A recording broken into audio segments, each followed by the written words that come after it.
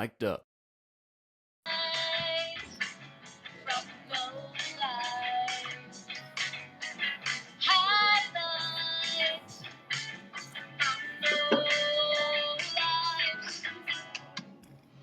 Good evening, everybody. Welcome back to episode 51?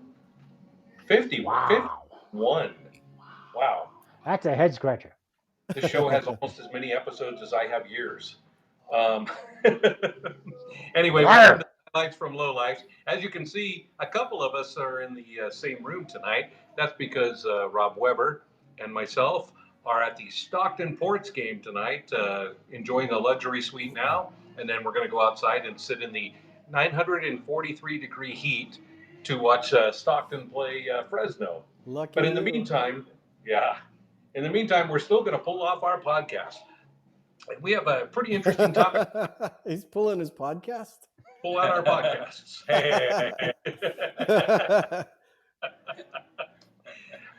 We have a good topic tonight. We're going to do a roundtable rather than a top five.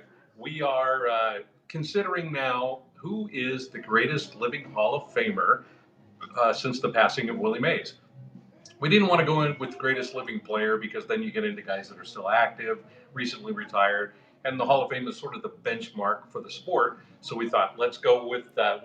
But we added one little caveat.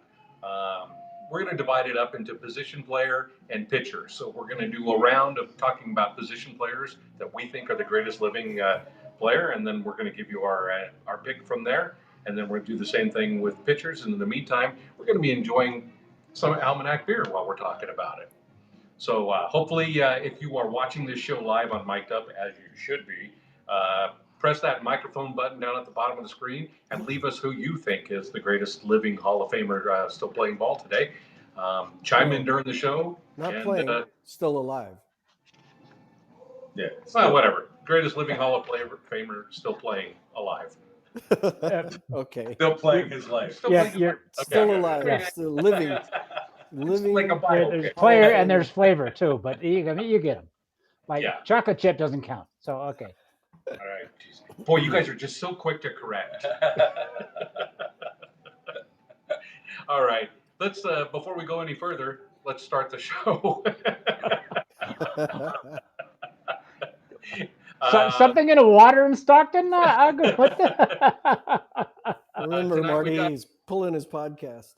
As you know, you got me, Robbie, here. We got Webby next to me here at the ballpark. Our good friend Marty Brown is there. And our other good friend, Terry Lee. Tiger. Jonesy is on assignment tonight. And some of the other usual cast of idiots are in the call-in. So you'll get to hear from them later on. So let's get this thing started. Let's start talking about position players. Who wants to throw a name out there and have me tell you that you're wrong? Marty? The script says I was Grover Cleveland Alexander. Yeah, this is the part where I break in and tell everybody that I have a list of living players. Just like last time when Marty argued that Edgar Martinez should be in the Hall of Fame, and he already was. So there you go. Well, there it is.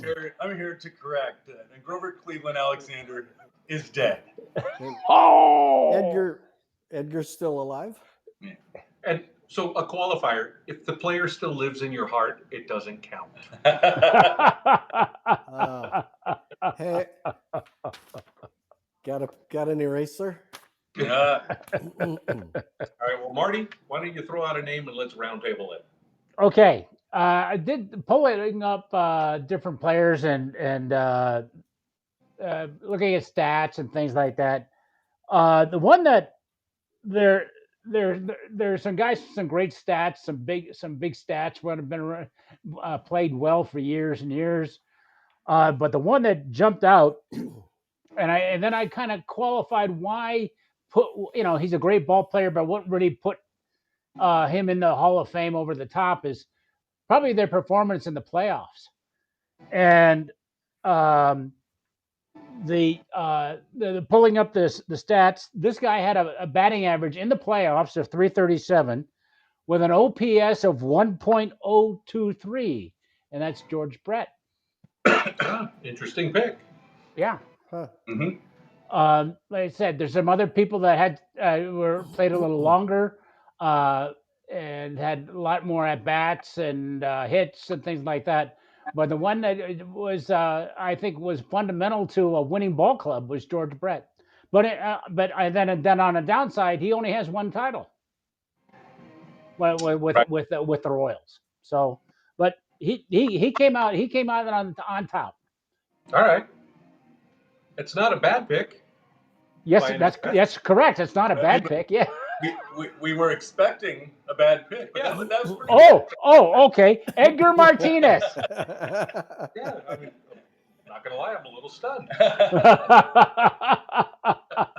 Edgar Martinez still alive? Why, did you hear something? All right. Well, okay. Anybody got comments on George Brett? It's a pretty good pick. I think a detraction for me is he was a solid defender, but he wasn't an outstanding defender. So, I mean, that's probably a ding in my book in the account. But otherwise, I mean, he's a great player and certainly one of colorful personalities in the game for sure. Yeah, takes quite of a player to be in the Hall of Fame. Yeah. Yeah. Anyway, Plus, he had that one day against Billy Martin's Yankees where his bat was a bit in dispute, and that added to the legend. So He was Explain. probably one hemorrhoid away from another ring. Yeah, he kind of came unglued. Ring, often. hemorrhoid. Yeah. Okay. On the whole, That was a courtesy laugh. I got it, but yeah. We work as a team here, so we get it. Okay. rim shot. Rim shot. All right. Oh God. Terry. Can we erase this and start over again? Come on, Terry. Terry, throw out a name. Save us all. That's Marty. All likes to right, say. Throw me I a life. will. I'm gonna pick out the person who I think is the.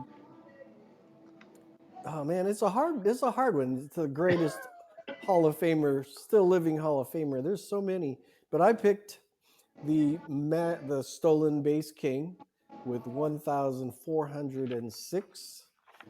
How many titles did Ricky Henderson have? 2.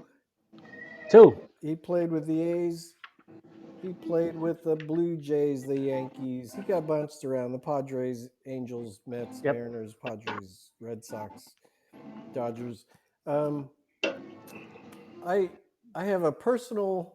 This is my personal vote because he used to live in my neighborhood, and one day, early in the morning, I was pulling out of my garage and I saw this gentleman walking his little dog, a little gray dog, and I go, man, that looks like Ricky Henderson. And his dog was like peeing in my yard.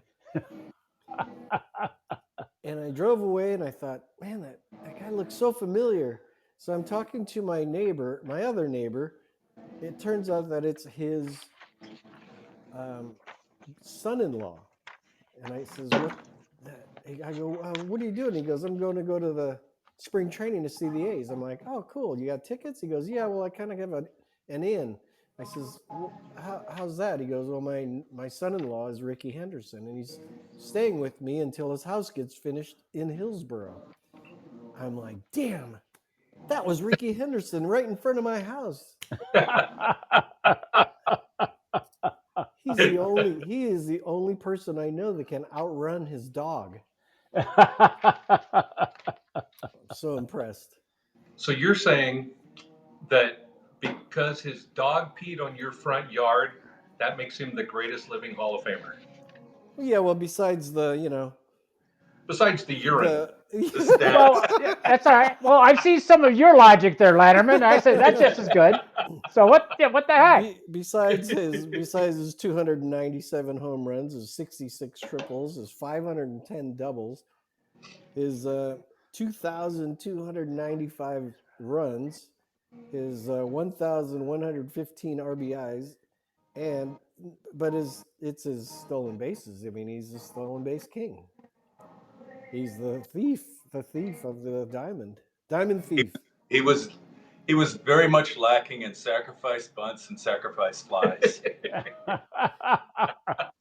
Oh, here's And something I didn't realize. He throws left. He bats right, throws left. and a 10-time All-Star. So that helps. Oh, was he really? Was he a 10-time? And he's a 10-time All-Star, inducted in 2009. I think we're going to he's hear born. his name. I'm glad I brought that up. Born after Yeah. I was. All right, Webb. How about you? So this is hard to figure out which one of these guys is the best living position player, and then you start to move towards the skill positions, like Marty choosing Brett at third base. That's a demanding position, and like Rob said, he wasn't the greatest of third basemen, but he held his own out there and was able to, redefine who the Royals were. He changed that team. He made them legitimate. Um, he was a threat, to bat 400 in a lot of years. But I went with another third baseman.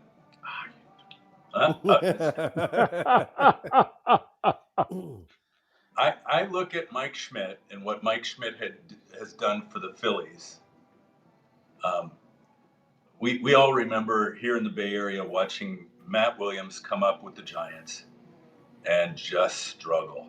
Could not hit a curveball. Trouble with the curve. I remember going to games and watching him. The boo birds were out, people yelling from the stands about how bad he was, and he adjusted. Well, if you go back in the beginning of Mike Schmidt's career, he was awful. He could not hit the breaking pitch. But then he figured it out, and everything came after that. He was a prodigious power hitter for his time. There was no other third baseman like him. Probably Eddie Matthews would be the closest thing.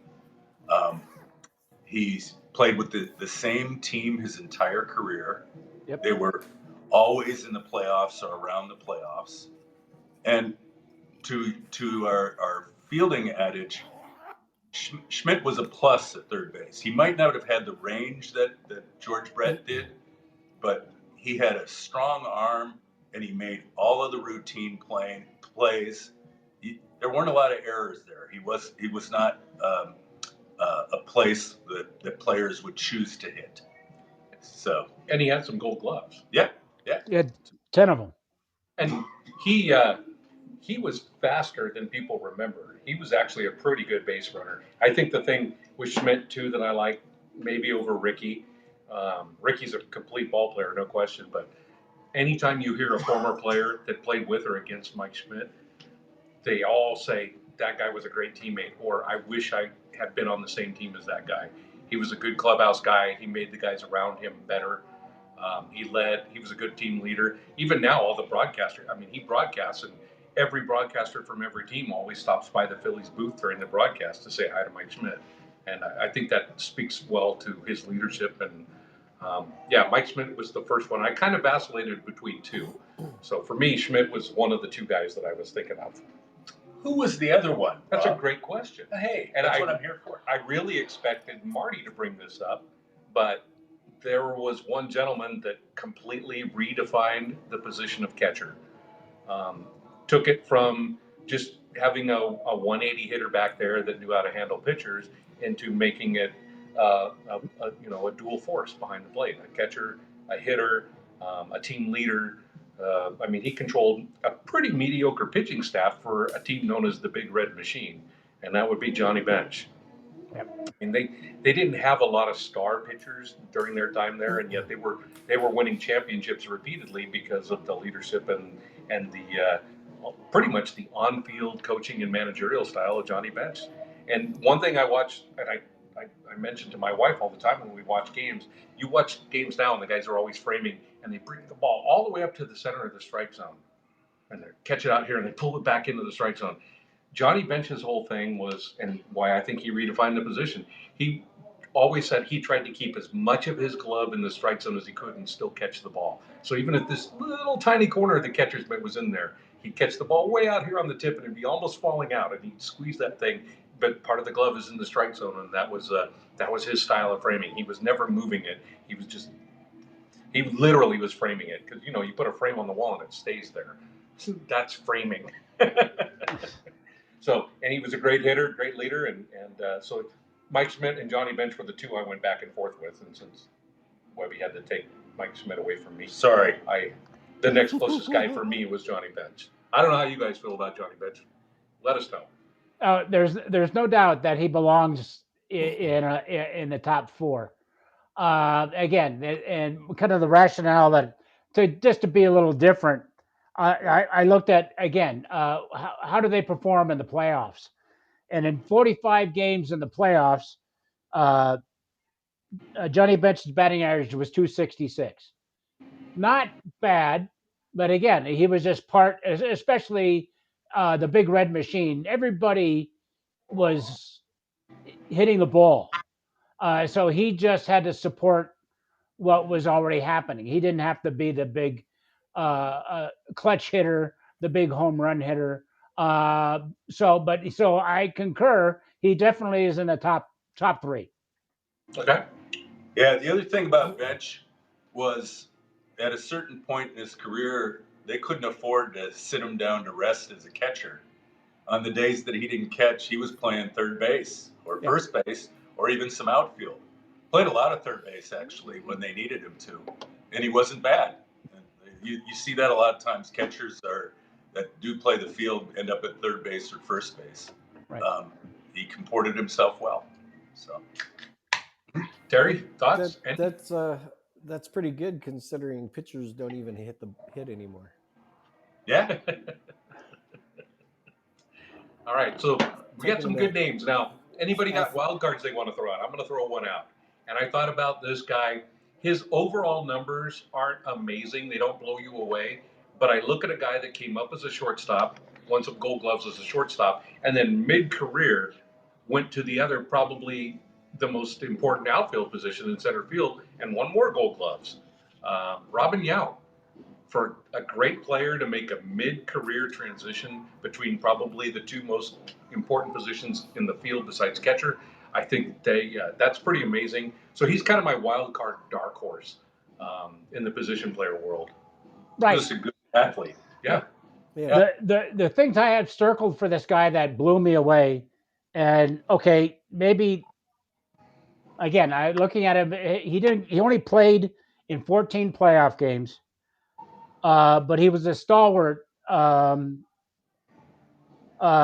Just a few things. 18-time All-Star, 7 batting titles, a career batting average of over 300, 328. Rod Carew. Yeah. Didn't he die? I think. Let me check and see if he's dead. No, he was on Terry's. He was on Terry's list. Rod Carew is still alive. Yes, he is. But- Yes, he is. But interestingly enough, he had to get a kidney transplant. That's what it was. Or he wouldn't be alive. That's what it was. Oh, I didn't know. Yeah. Was that recent? Or was that some time ago? I think 6-7 years ago. Wow. Mhm. Okay. Ooh, okay. Yeah. Carew was a great hitter. Yeah.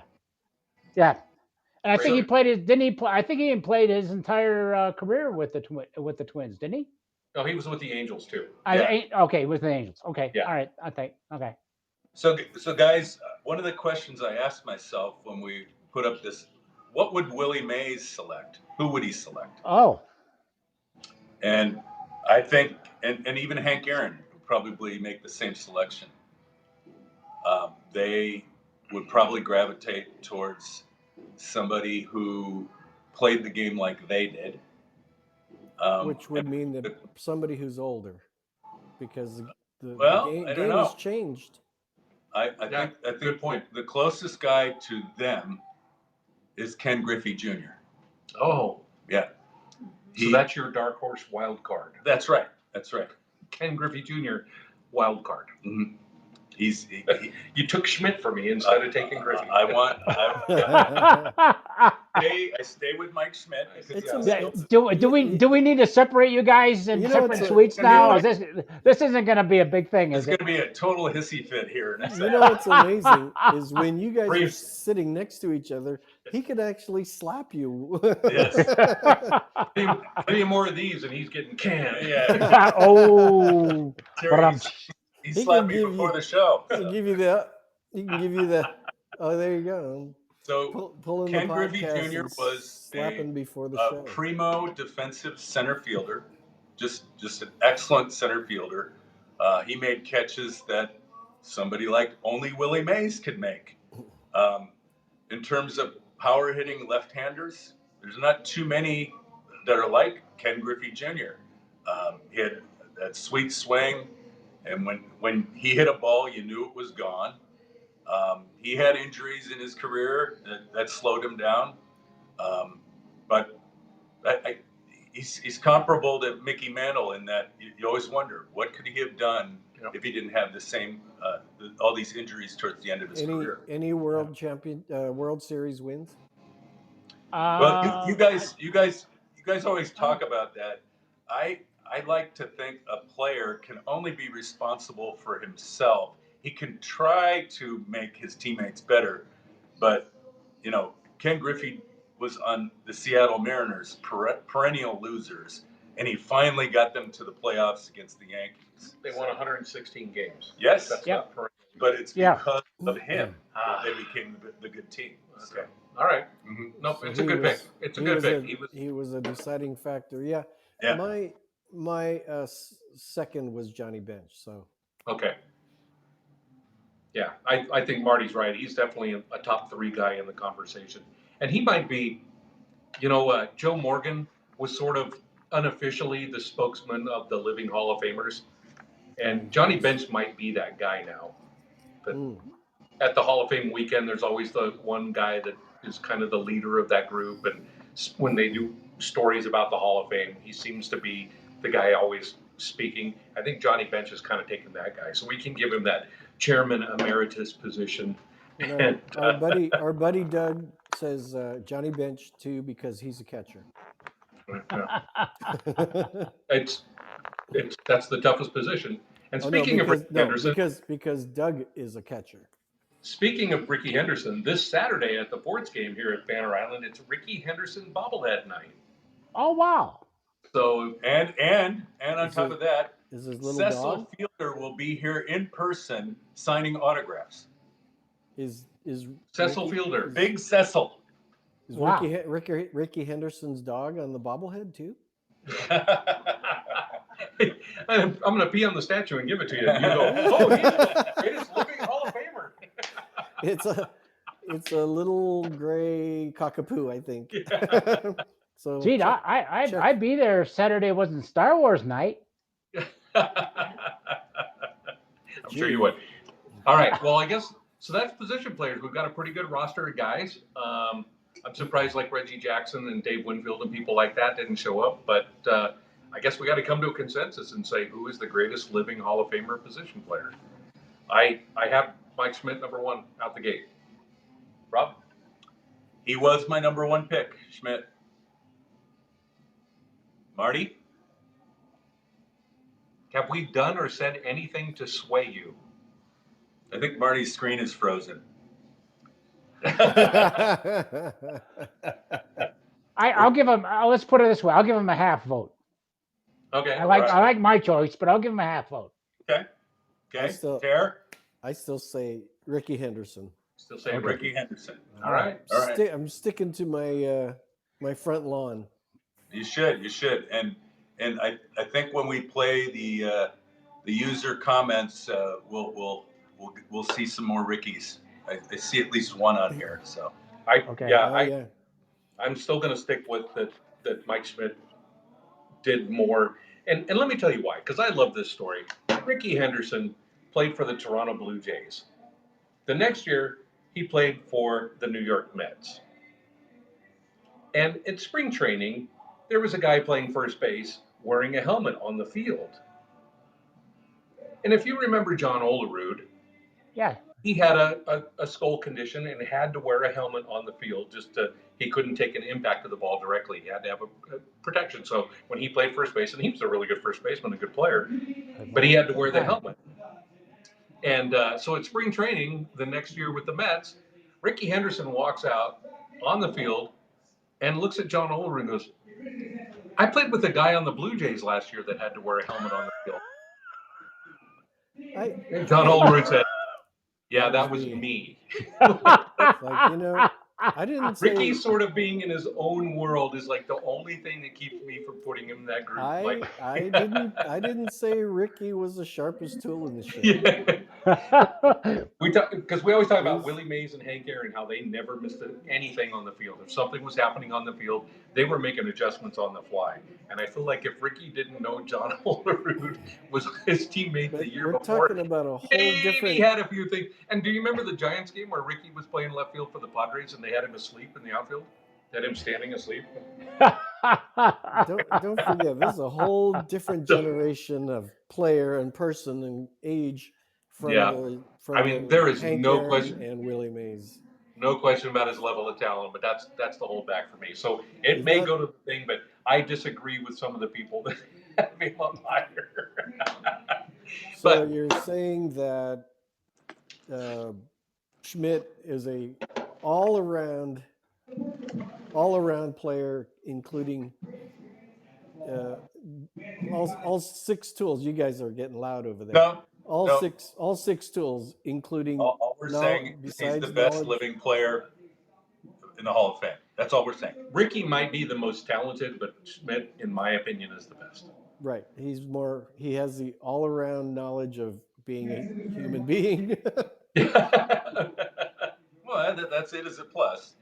It is. That is a plus. Yeah, I could be swayed. All right. Well, we've gone far enough, I think, with position players, and we will see how the callers chime in. I think Schmidt's in the lead. Ricky and Johnny Bench are right there. But that brings us to our favorite segment, What You Drinking? Hey! As always, the highlights from Lowlife show is sponsored by our good friends at Almanac Brewing. Almanac Brewing is one of the leading craft brewers in the United States. They are one of the most awarded, most critically acclaimed. And each week we drink different beers and talk about them. Although lately we've all been drinking the same beers because they're so damn good. I am back on the Almanac Buenas Vibras, part of the lager series. If you like this beer, grab it now because in the next few weeks it's going to go away and the Rocktoberfest is going to come out. The Rocktoberfest is delicious, but this will disappear from your shelves until next summer. So load up on it now when you can. This is a Mexican style lager. It is super clean, super refreshing, and yet it just has a ton of flavor, like all the beers from Almanac. We're big fans. So anyway, Webby, what are you drinking since you're right next to me? Robbie brought me the Bella Blonda. Ooh. This is the first time I'm trying this Italian Pilsner. Tara, I think you're drinking the same thing. This is excellent. Thank you. Thank you for thinking of me. I got a bunch of apricot sour in the car. No. I'm also drinking the Bella Blonda, but it says dry hopped Italian style Pilsner. I find that these are the most refreshing beers after a round of golf. A hot day at the golf course, these are absolutely the most refreshing. It's the Italian Pilsner always have a little bit of hot bite and then it goes away, but I think that's what kind of spikes your palate open with that. It's a really good beer. And drink it ice cold. Yeah, well, duh. Hey, Marty, what do you got? Well, it's kind of warm out there in Stockton, isn't it? C. Yes. Okay. So it's let me go CC then. C. It's a little warm here too. So this yeah. So this really has it really hits the spot. And you weren't kidding. This is going away. It goes away till next year for the season. Okay. All right. I gotta make it. Yeah, make a run to your local liquor store and load up. I said I don't have the runs, but I'll make a run. So let's put it. That didn't work. That not good. Not a good. Yeah. Okay. No, I appreciated that. I thought that was really good, Marty. Oh, okay. So shut up. So shut up and keep drinking. I'm, Thank I'm you, looking Almanac. looking at the listener comments, Marty. There's lots of groans in there. Someone say diarrhea of the mouth.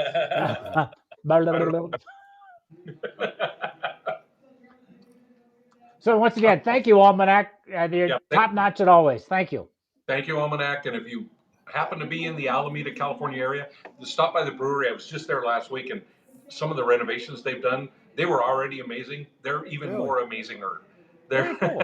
It is outstanding. Is that a word? Amazing. It is. Not only are the beers amazing, the experience there is amazing, and we appreciate them. If you stop by the brewery, make sure you tell them that you heard about Almanac from the Highlights from the Lowlife show, and they may take pity upon you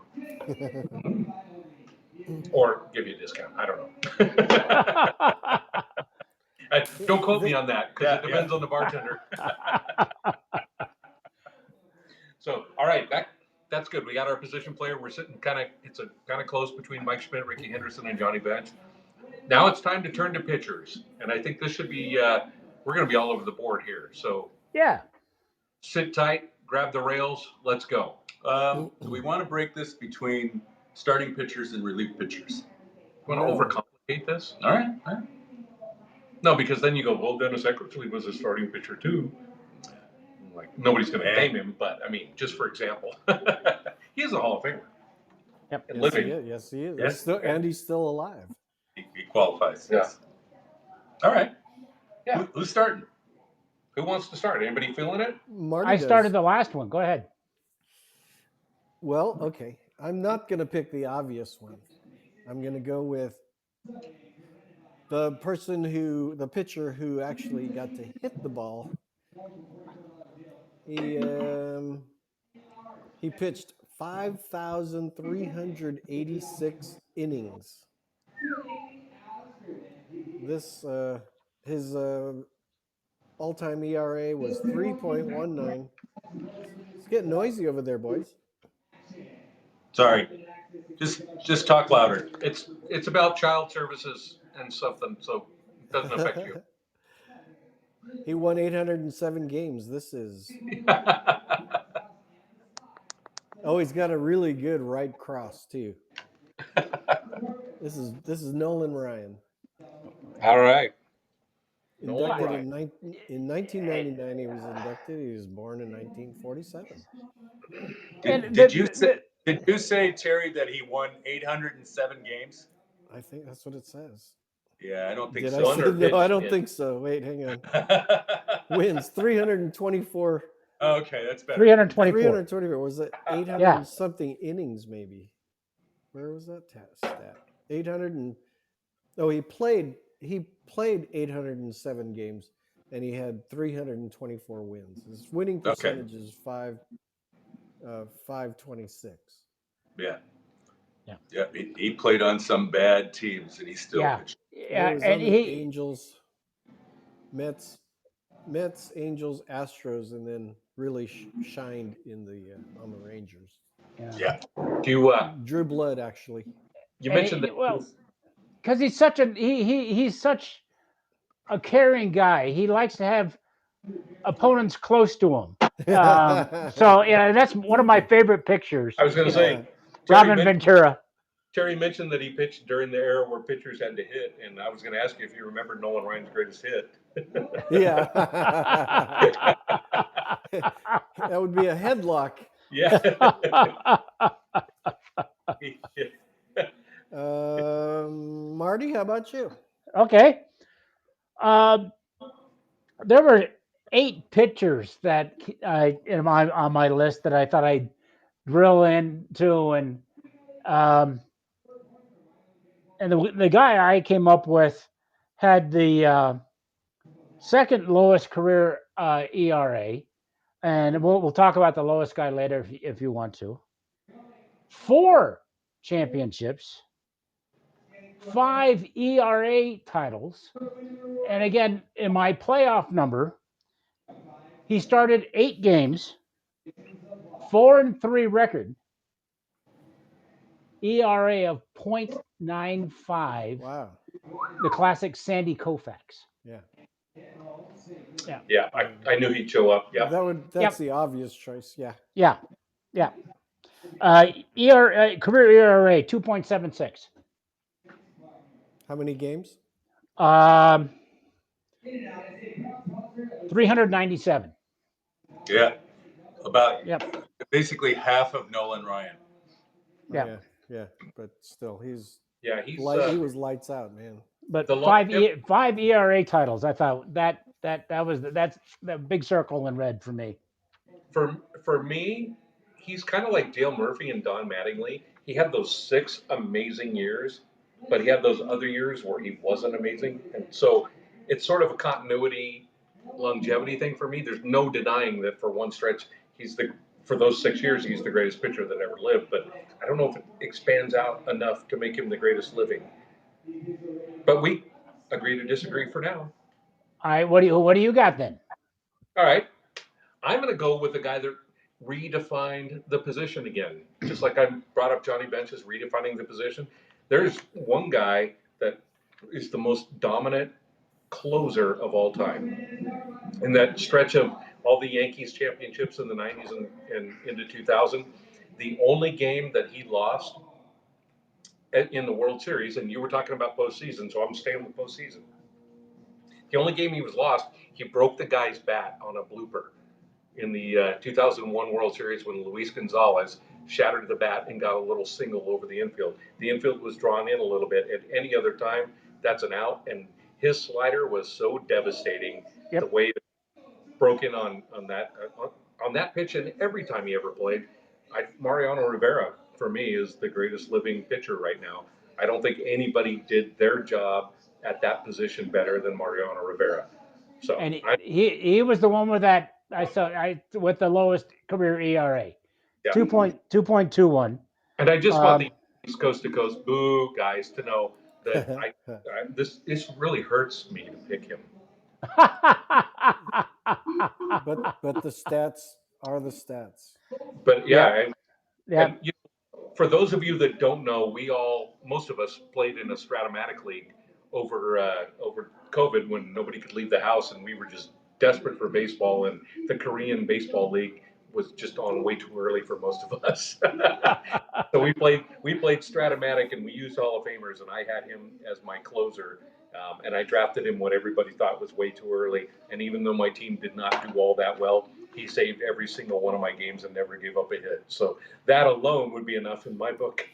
But really, his body of work, Rivera is my pick. Levy, or anybody's comments, thoughts? It's hard to argue amongst closers that anybody is any better. Right. Trevor Hoffman, Dennis Eckersley, Raleigh Fingers, Lee Smith, they're all in the hall as relievers. They don't touch him. I mean, those other guys slowly tailed off at the end of their career, and he retired on a 30-save season. Yeah. Yeah. And again, just looking at playoffs, his career playoff ERA 0.7. Yeah, that's that one Luis Gonzalez hit, I think. Yeah. His record was 8-1, and that was the lone one. Yeah. Well, I'm going to go with the starting pitcher, a local, Juan Marichal for me. Yeah. Not because he's a giant, because I didn't live in California until after his career was basically over. He was just the guy you saw on TV, and I always loved watching him get in some kind of pitcher's duel with Drysdale, Koufax, or Spahn, where it's the 15th inning and they're still throwing, and nobody's talking about pitch counts and arm wear and whether or not they're going to be able to make their next start. These guys were out there, and as long as they were effective, as long as they were getting people out, they stayed on the mound. You're never going to find that in today's game. I think the players are babied a bit too much. But he was a massive competitor on some pretty bad teams, and he still kept the team in the game, even against the best teams. I met him at my first Giants fantasy camp. He had the locker next to me. And, I introduced myself on the first day. And every single day after that, he greeted me and said, "Hello, Rob." So he remembered my name, which was huge. And Rob's going to say, "It's because it was on your locker, dummy." That's dummy. right. But it wasn't. It No, wasn't. but he's really Hey, personal. you got Marichal and I got Johnny LeMaster. Says a Same- lot. It says a same- lot. Same here. Story of our Lemaster. I go to a baseball card show a few months later. See, this is a lot better than a dog peeing on your front lawn. I go to a baseball card show a few months later, and Juan is signing autographs. And I don't need his autograph. I've got his autograph. But I wanted to say hi. And I don't know if you've ever been to one of those card shows, but there's always some goon that's ushering you away from the talent so they can keep signing. Juan pushed the guy away and said, "I want to talk to my friend Rob." Wow. I looked behind me. I thought there was somebody else. Yeah. Super nice. Gave me a couple minutes to catch up, and then I let him back. And everybody in line, nobody complained. They just said, "Oh, okay, that's fine." Yeah. But just a great gentleman, and I think he is the fourth oldest living Hall of Famer. Mm. So Juan Marichal's my pick. Good pick. That's a Good good pick. 10-time All-Star. So And yeah, done it for a long time. Yep. So, And he all had right, the highest leg kick of all pitchers. Yeah. I have three. I thought they'd all be taken up. I have three Not- wild cards. Not to Terry, mention, go. sorry, one last thing. Not to mention every kid playing ball threw the high leg kick in when you're playing out Sandlot. True. Just Juan Marichal, you just kick your leg up and then fall down. So I've got three wild cards then. Okay. Greg Maddux, which in our living era, maybe the most dominant pitcher we've ever seen. Mm-hmm. Steve Carlton, who was an incredible left-handed pitcher with ginormous strikeout numbers, and again, talking about bad teams. Yeah, he had 27 wins for a team that won 54 games. Wow. 27 wins. He Man. was 27-10. He had 37 decisions. Wow. Yeah, shocking. Well, and okay, so I'm going to go back real quick because the Juan Marichal pick was great, and everybody knows about the 16-inning game. Juan Marichal and Warren Spahn pitched nothing. In the ninth inning, Alvin Dark tried to pull Juan Marichal from the game after the ninth inning, and Juan Marichal goes, "That man over there is 43. I don't come out of the game until he comes out of the game." And that's why that game went 16 innings. 16 innings, complete game for both guys. How many 1-0. pitches? Unbelievable. Were they counting pitches at the time? Yeah, but you know what? You've talked to some of those old pitchers. They all say, "I tried to get ground balls. I tried to get outs." They weren't trying to strike people out. Yeah. No. They put their defense to work, and they played smart baseball. How many Make this 20, guy hit the ball. How many Rick 20 Russell. game winners are there? Yeah, nowadays? exactly. How many do we have? Any? Any? Not these days. Yeah, because those guys, I mean, they're routinely, and my other dark horse pick was a guy that finished those games like that, Ferguson Jenkins. Oh, Fergie Jenkins. Yeah, he was on. him. He was on my list. I mean, he took Juan Marichal from the Giants. He's a Cubs fan, so I'm going to take Ferguson Jenkins from the Cubs because I'm a Giants fan. Ferguson Jenkins, Fergie 6 years in a row winning 20 games with the Cubs. Yeah. Think about that statement, right? Yeah. Fergie Jenkins also. He's from Canada. He's in the Canadian Hall of Fame. Yeah, he's a good Canuck. Mhm. Yeah. So those are my wild cards. What do you guys got for wild card dark horses? Just to throw into the mix. I have a five. We didn't talk about a 5-time Cy Young winner, Randy Johnson. All right. Yeah. That's pretty impressive. Yeah, and even if you don't follow baseball, you have to remember the All-Star game when John Kruk wanted nothing to do with it. One of the most, whether you like baseball or not, that's one of the classic at bats ever. They were both laughing their asses off. Oh yeah. And the other one I got is he was a great pitcher. He's in the Hall of Fame.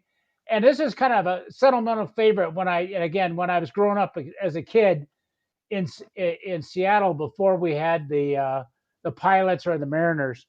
You saw a lot of those great Orioles team, and Jim Palmer was the number one starter for those Orioles teams. Yeah. So he has some great career numbers, and three World Series championships.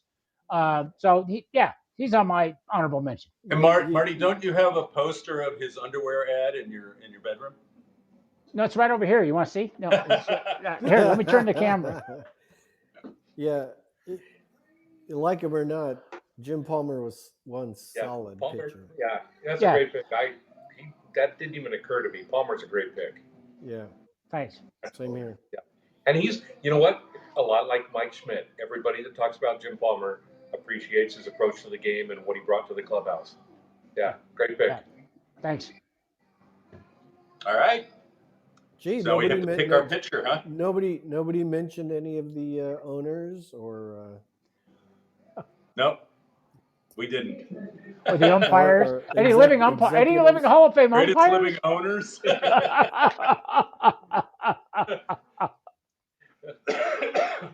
Marge Schott didn't make the list. Oh, she's on a lot of lists. Oh, okay. They're not positive. Oh. Right. So that's pitchers. I don't know where you guys are. There's some better picks than I expected, but I'm still leaning towards Mariano Rivera for me. Yeah, I think in terms of dominance, I'll move over to Rivera as well. As a reliever, as a closer, there was none better. That I'll concede. But I'm gonna stick with Sandy Koufax. You know what? We're here. We can do what we want. It's our show. We'll do a starter and a reliever. All right. Even though we didn't do it fielder and fielder. All right. For another day. All right. I think the closer hands down is Rivera. I agree. Okay.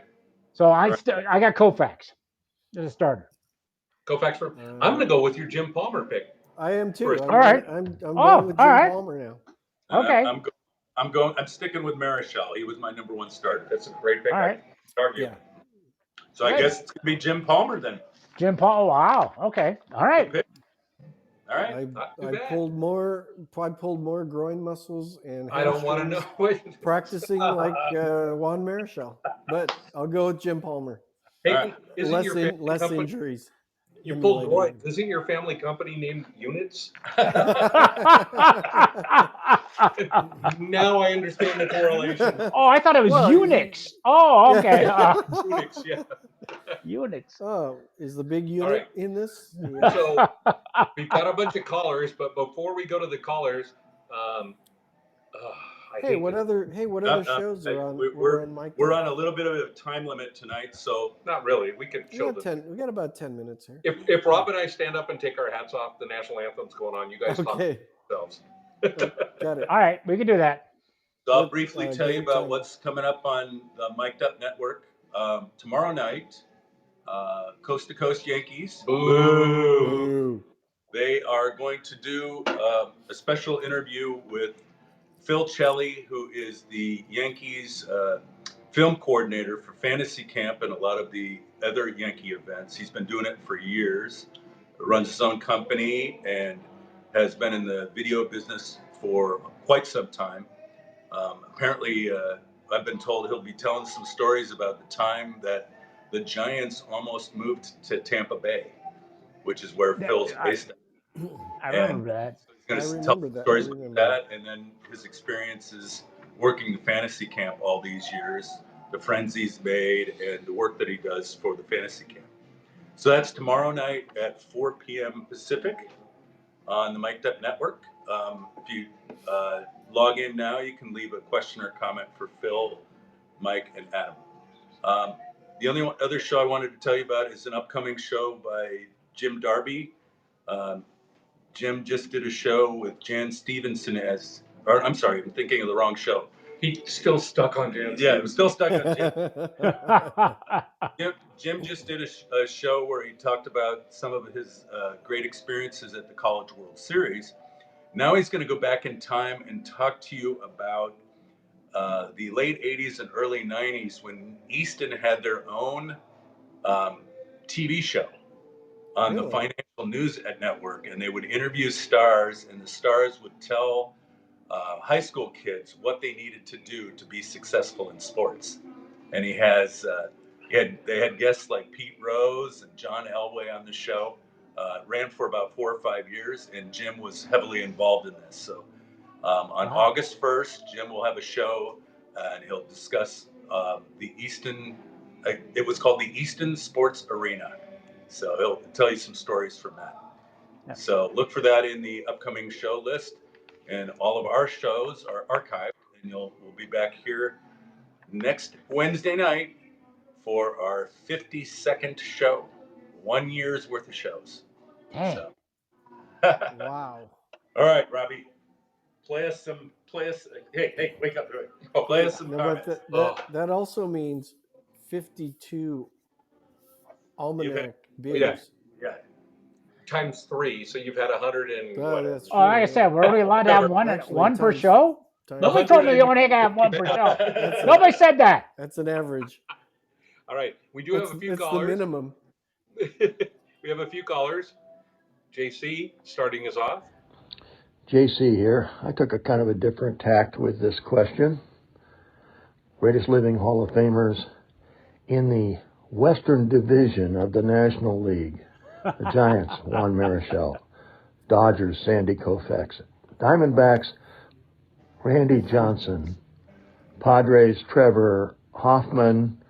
Rockies, Larry Walker. Larry Walker. Nice. So that's my list for National League West. The only Rocky. He took Trevor Hoffman over Tony Gwynn. Yeah. And Nate Ooh. Colbert. Best living. Oh, yeah, that's right. And Nate Colbert also not Hall of Fame. Grover, Cleveland, LA. All right. Big Juicy has a trilogy of messages. Well, I'm going with two individuals, one position player and one pitcher, since I couldn't come up with a single person as great as Willie Mays. So on the position player side, I'm going with Ken Griffey Jr., the kid. And he's just behind Willie Mays, the say, hey, kid, in terms of number of home runs hit, and a lot of other statistics, including 10 gold gloves and 2,781 hits. So Ken Griffey Jr. is my position player. Pitcher coming up. And if you know Big Juicy, you know what this is. Yeah. And my pitcher is my childhood hero, Sandy Koufax. 3 consecutive seasons in the live ball era to have an ERA under 2. First ever to record 300 plus strikeouts in 3 different seasons. 3 times he was Cy Young Award winner when they gave the Cy Young only once each year. And the last half of his career, the last 6 years, he was in the All-Star game. So Sandy Koufax is my guy. Wow. Big Juicy gets a lot in 30 seconds. Yeah, he does, and he's not done. I wonder what Big Juicy's drinking. This was the what you drinking question. Yep. What am I drinking? Well, I'm continuing on from what I was drinking last week after my Spanish language beer fuel description of how delicious Buenos Vibras is, particularly when the weather gets hot, and it's hot right now. We're in another heat wave. It goes down so smoothly. Great taste. Love the hop flavor, but it's not overbearing. It's not too strong. Easy drinking. Buenos Vibras. No, that big He Juicy, times it out. He knows when he's got 30 seconds, and he fades to black. He doesn't keep talking. It takes him 6 hours to practice it. Yeah. But know that Big Juicy lives in Pacifica, California, and It's got to be. he drinks pressed warm. 80. He drinks warm beer yeah, to stay warm. 30 seconds from the Pacific Ocean. I feel like it's not that hot. Yeah, right. Is it? Yeah, 84. Yeah. It's All right. We've got we have not had a call in a couple of weeks from Ezra von Merbelschwanz. Oh, cool. Ooh. So this should be great. I talked to his brother Jebediah, and Jebediah does not like Ezra. Ezra von Merbelschwanz from Yankees Coast to Coast. The answer is Ricky Henderson, who over 24 years had 3,055 hits, 297 home runs, 2,295 runs, a 401 lifetime on-base percentage, and when I come back, I'll tell you what he really did that was amazing. I'm going to guess before Rob plays the next one, I think he peed on Ezra's front lawn.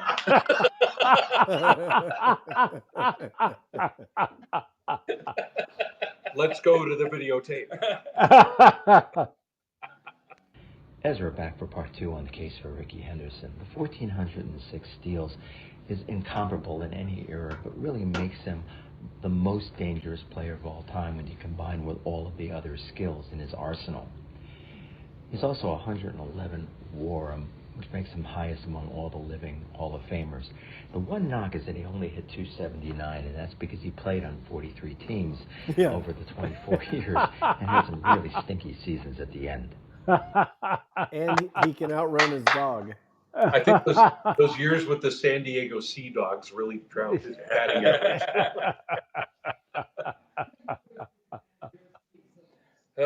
Those were good. Yep. I mean, that is pretty convincing. I might have to change my vote to Ricky Henderson. I'm staying with Schmidt. I still. Thank you, callers, for calling in. By the way. Yeah, absolutely. Exactly. Yeah. Well, this was a lively discussion. I think we've accomplished nothing. Yeah. So we achieved our goal. Yeah. We're Except pretty sure it's either we Ricky can agree. Henderson. We can agree on Almanac. Oh yeah, we can agree on that. We can all agree on Almanac Brewing. But so it's pretty much for position players, the top 3. That's all we did was narrow it down to top 3. We got Ricky Henderson, we got Mike Schmidt, and we got Johnny Bench. So it's pretty even out there. Your pick matters the most at home, so you can go to sleep tonight knowing that you're right. At the last minute, we decided to divide it up between closers and starting pitchers. I think Mariano Rivera was the runaway train for closers. And then for starting pitchers, we're somewhere between Jim Palmer and Sandy Koufax. So you at home have to pick so that we're right for this one. So there we go. Anything else, boys?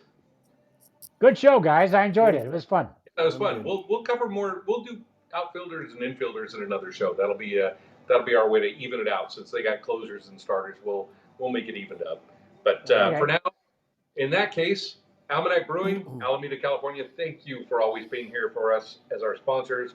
I have some apricot sour for Webby to try for next week's show. It's going to be great. You have to say positive things. And you guys have the national anthem yet? Yeah, we're getting close. They haven't brought the microphone out yet, but it's coming. So we're going to sign off before you have to see us stand up and take our hats off, because that's just not a win for anybody. But thank you again for watching highlights from Lowlifes. Thanks for sticking with us through a year. We've completed 1 year of episodes after tonight's show. So exactly. Thank you for sticking with us through thick and thick. Next year will be the start of season 2.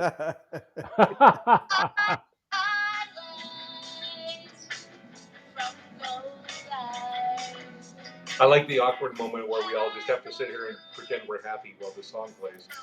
I've been drinking all day. I'm pretty happy.